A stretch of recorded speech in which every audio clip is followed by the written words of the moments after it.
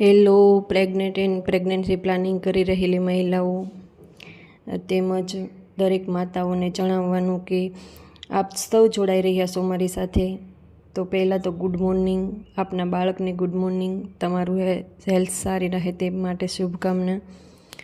તો વાત કરીશું આજે કે દરેક પેરેન્ટ્સે પોતાના બાળક સાથે બંને ત્યાં સુધી લાંબામાં લાંબો મળતો ટાઈમ સ્પેન્ડ કરવો, જ્યાં સુધી બને ત્યાં સુધી બાળક સાથે વાતચીત કરવી જોઈએ, એને રમત રમાડવી જોઈએ, એની સાથે વાર્તાલાપ કરવો જોઈએ અને એની ભાષામાં એની સાથે એને સમજાવવું જોઈએ.